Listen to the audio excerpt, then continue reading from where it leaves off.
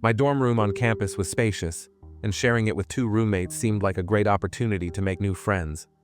Alan and Bruno, my roommates, were very different from each other, but they turned out to be pretty easygoing. Bruno was the athlete of the group, always busy with practice and social activities. Alan, on the other hand, had a natural charm that was impossible to ignore. He had this magnetic presence, a warm smile, and a voice that exuded confidence.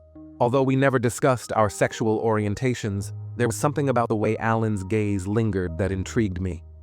Sometimes I wondered if the connection I felt between us was all in my head, or if there was something more. One night, the dorm was empty and quiet. I took advantage of the moment to relax and hopped into a hot shower, letting the water wash away the accumulated stress. Little did I know that this calm would be interrupted in the most unexpected way.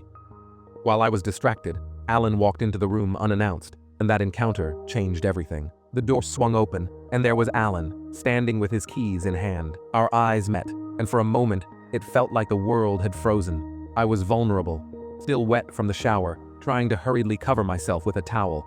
But Alan didn't look away. Instead, he stepped forward, breaking the silence with a whisper, "You're beautiful." The tension in the air was palpable, and as he moved closer, I felt the warmth of his body against mine. His hand found my waist, and the moment escalated into something I never could have imagined. In that instant, every exchanged glance and casual conversation suddenly made sense. What seemed impossible was becoming a reality. Alan guided me back into the shower, now sharing the space with me. As the water streamed down, his touch was both gentle and intense. Every movement, every gesture, carried an emotional weight that felt larger than words. Time lost meaning, and we were completely immersed in the intensity of the moment. After that night, the dynamic between Alan and me shifted. Our interactions were filled with a mutual understanding, a mix of nervousness and excitement. It didn't take long for us to find another opportunity to be alone. The room, usually so mundane, now seemed charged with energy. Every touch was a discovery. I was learning about him and myself. Alan had a confident way of taking the lead, but he was also careful, always paying attention to my reactions. There were moments when it all felt surreal, but the exchanged smiles and intense glances brought me back to reality. We both knew we were stepping into uncharted territory, but at the same time, it felt like exactly where we were meant to be. Still, not everything was perfect. Bruno, our third roommate, was a constant presence and often inconvenient. Always loud and carefree, he seemed oblivious to the tension between Alan and me, but that didn't make things any easier. To get some private moments, we had to improvise when Bruno went out to parties or practices. It got to the point where we started offering him money to spend more time out of the dorm. It was ridiculous, but it felt necessary. Every time we managed to get some alone time, it felt worth the effort. Alan and I began talking about the possibility of moving into a place of our own. The idea of no longer needing to hide our connection was tempting. The financial reality and academic commitments made it feel like a distant dream. As the weeks passed, our relationship deepened. What began as stolen moments turned into something much more profound. Alan made me feel safe and accepted, and I knew he felt the same. It wasn't just about physical passion, it was about the emotional bond we were building. Although the future was still uncertain, I knew I wanted to face it alongside Alan. We talked about plans for the next semester, about how we would continue finding ways to be together. Despite the challenges of living in a shared dorm and balancing academic life, every moment with him made everything worth it. As I lay next to him on a random afternoon, listening to his calm breathing, I realized that meeting Alan had changed my life. I didn't know where this would take us, but I was willing to find out, and for now, that was enough. The days that followed that night were different, charged with a new dynamic that neither of us was ready to admit, but both of us felt. The tension in the air, once made of fleeting glances and prolonged silences, had transformed into something more tangible. It was as if every moment we spent together had a greater meaning, but neither of us knew how to handle it. Terry seemed the same to everyone else, laid back, with that smile that seemed to hide a secret. But when we were alone, his demeanor changed. He was softer, more attentive, and the casual touches that used to be so rare now happened often. A brush of his arm against mine as he passed, a smile that seemed to linger longer than necessary. The problem, however, was our other roommate, Jordan, who remained a constant reminder that we didn't have the privacy we wanted. Jordan was the loud type, never staying in the room for long, but when he was there, it felt like he took up all the space. Even worse, he had started to notice the changes in our dynamic. One afternoon, Terry and I were alone in the room. I was in my corner, reviewing notes for class, while he leaned back on his bed, scrolling on his phone. It was an ordinary afternoon, with soft sunlight filtering through the curtains, but the silence between us was comfortable. Until he lifted his eyes and stared at me a little longer than usual. "Do you think Jordan suspects?" he asked, breaking the silence but keeping his tone casual. I laughed, not wanting to seem nervous. "I think he has better things to do than worry about our lives." Deep down, though, I knew he was right. Jordan was too sharp not to notice how the atmosphere had changed, and that made me uneasy. The last thing I wanted was for someone to interfere in the one good, stable thing I had that semester. That worry became even more real when Jordan suddenly walked into the room, interrupting a conversation Terry and I were having about the next college game. His gaze shifted from Terry to me and back to Terry again, and he gave a smile that seemed to know more than it should. "So, you two have been inseparable lately, huh?" Jordan said, letting the door slam shut behind him. Terry shrugged, appearing unfazed. "I guess we just get along. Why? Jealous?" Jordan laughed, but there was something in his expression that made me uneasy. He knew, or at least suspected, and the thought of him spreading something that was still so fragile between Terry and me was almost unbearable. After Jordan left, Terry moved closer to me. He seemed calm, but there was something in his posture that showed he was thinking the same thing. "Hey, don't worry about him, okay? He's just trying to mess with us." I nodded but couldn't hide my concern. "What if he says something to someone? You know how people can be." Terry smiled, that steady smile that seemed to fix everything.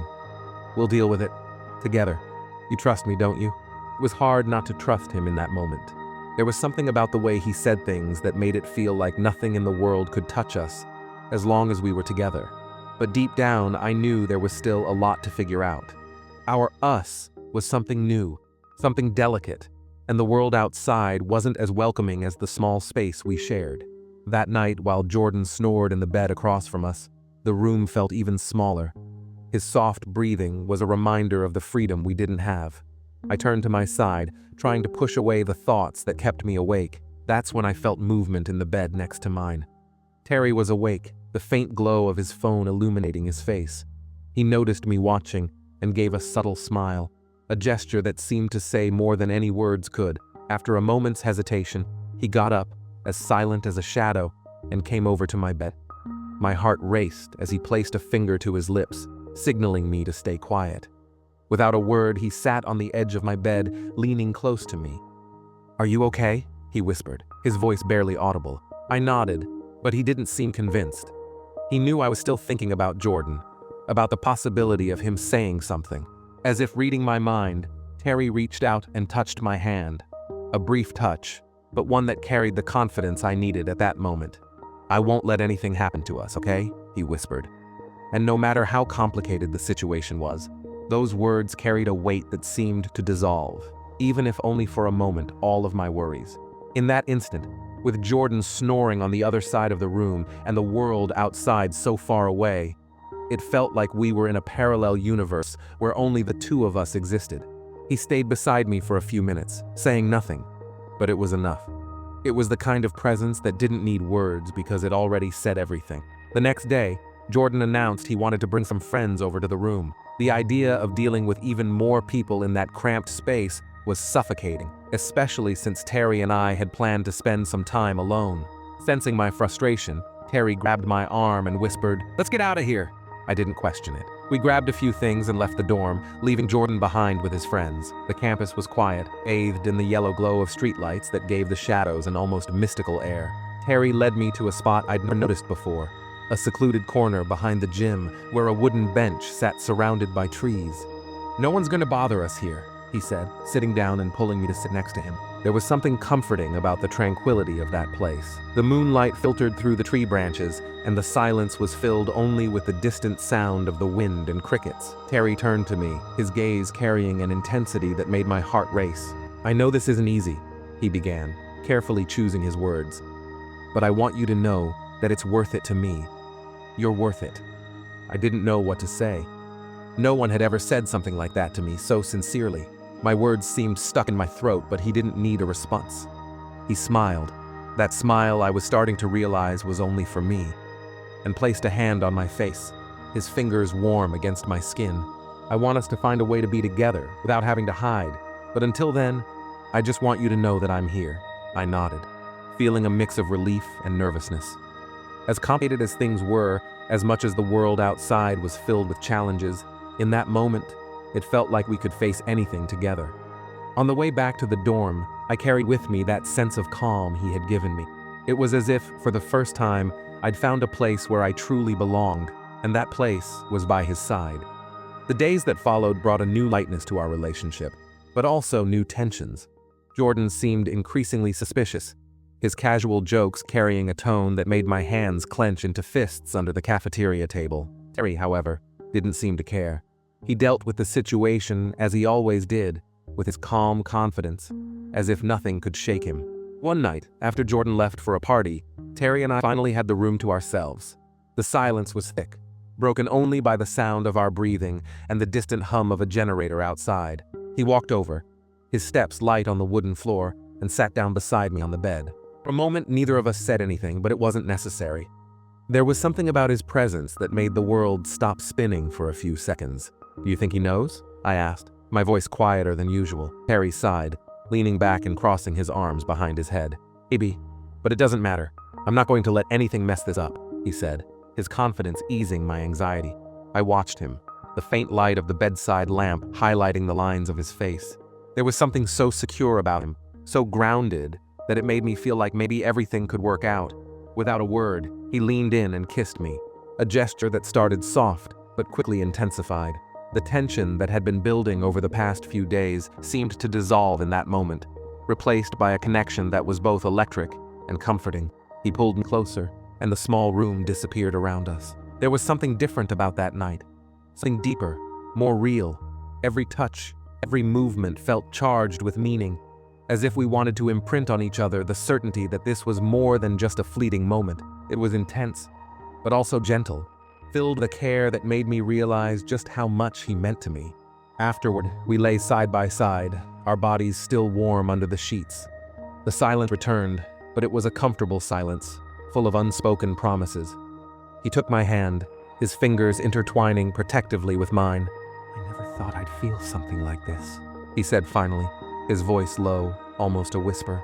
I turned to look at him, my heart racing as I saw the vulnerability in his eyes. He'd always been so confident, so assured, that seeing him like this made me realize how important this moment was to him too. "Me neither," I admitted, my voice trembling slightly. "But I wouldn't change a thing." He smiled, and that smile was all I needed to know we were on the right path. The next day, Jordan returned, and the atmosphere in the room shifted instantly. His prolonged glances and casual comments seemed calculated to make us uncomfortable, but Terry didn't budge. He faced Jordan with the same unshakable calm, and though I still felt the tension, I realized that with Terry by my side, I could face anything. As the weeks went on, Jordan's presence became increasingly suffocating. He always seemed to be around, oscillating between insinuations and loaded silences. Every look from him felt like a reminder that we were being watched, and it added a constant tension to our daily lives. Yet, at the same time, there was something empowering about knowing that despite everything, we were facing this together. Terry and I began to seriously discuss our next steps. It wasn't just about the present anymore, it was about the future. The idea of getting a place of our own was no longer a distant fantasy, it was a necessity. Every time Jordan showed up unannounced, every passive-aggressive comment he made reinforced the urgency of building something that was just ours. One quiet night, as rain softly tapped against the window, we lay together, talking. I turned to Terry, studying the features of his face in the dim light of the bedside lamp. There was a seriousness in his eyes that was new to me, but comforting. "We can do this," he said, his voice low but full of conviction. "It won't be easy, but I don't want to keep hiding how I feel about you. I want to live this fully." His words stayed with me. They weren't just a declaration, they were an invitation. An invitation to take a risk, to believe that even amid challenges, we could build something bigger than ourselves. The following weekend, we went apartment hunting. We didn't have much money, but we were determined. We visited tiny places, some barely holding together, but the simple fact that we were doing this together made everything meaningful. Every space we considered wasn't just an apartment. It was a potential home, a place where we could be ourselves without fear of judgment or interruption. Finally, we found a place that felt perfect. It wasn't big or luxurious, but it had something no other place had, the promise of being the start of something new. On our last night at dorm, before the move, the atmosphere was bittersweet. I felt a mix of anxiety and excitement, but also a slight melancholy, as I realized we were leaving behind an important chapter of our lives. Terry pulled me close, wrapping me in a warm embrace. "What matters is that we're together," he said, his voice filled with certainty. "It doesn't matter where we are. As long as it's with you, it's the right place." The next day, with our bags packed and our hearts full of anticipation, we left the dorm. The change wasn't just physical, it was emotional, a step into a new life. The sun shone brightly as we walked side by side toward our next chapter.